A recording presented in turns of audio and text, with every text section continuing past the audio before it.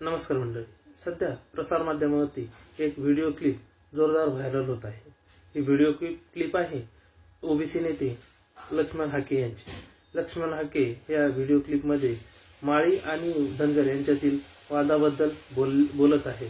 खरंच यांच्या दोघांमध्ये वाद आहे की नाही हे बघण्यासाठी आपण प्रथमतः ती व्हिडिओ क्लिप बघू। माळ्यांची दुखणे ओबीसीचे नेतृत्व माळ्यांकडून धनगराकडे चाललंय हे त्यांच्या पोटात पोरं दोन काय ती कामाची नाही ती बाकी कुठला कार्यकर्ता मुलांवर गेला नाही गेला नाही मग आता काय करायचं। लक्ष्मण हाके या व्हिडिओ क्लिप मध्ये साधारणतः छगन भुजबळ यांच्यावरती बोलताना दिसत आहे। छगन भुजबळ व त्यांच्या दोन मुलांविषयी ते बोलत आहेत। ओबीसीचे नेते छगन भुजबळ व ओबीसीचे नेते लक्ष्मण हाके यांच्यामधला अंतर्गत वाद आहे का, ही क्लिप यावरून असं जाणवते। माळी समाज आणि धनगर समाज यांच्यातील अंतर्गत कलह हा टोकाच्या भूमिकेला जात आहे की काय असे या क्लिपवरून तरी सध्या तरी जाणवते।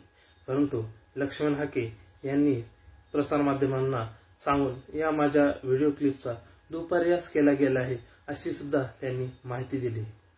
महाराष्ट्रामध्ये सध्या छगनरावजी भुजबळ यांच्यापेक्षा सध्या ओबीसी कोणता मोठा नेता नाही। गोपीनाथ मुंडे यांच्या नंतर छगनरावजी भुजबळ हेच ओबीसीचे नेतृत्व करत आहे। महाराष्ट्रामध्ये ओबीसीचे नेतृत्व बऱ्याच जणांनी केले। त्यामध्ये गोपीनाथराव मुंडे यांनी माधव म्हणजे माळी, धनगर आणि वंजारी समाज एकत्र करून निवडणूक लढली होती आणि ते भरपूर मतांनी निवडूनही आली होते।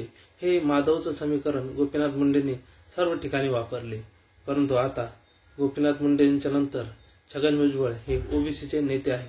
परंतु बाकीच्या ओबीसीच्या नेत्यांना छगनराव भुजबळ यांचे नेतृत्व मान्य होत आहे की नाही यावरूनच तरी या ऑडिओ क्लिपवरून संशय व्यक्त होत आहे।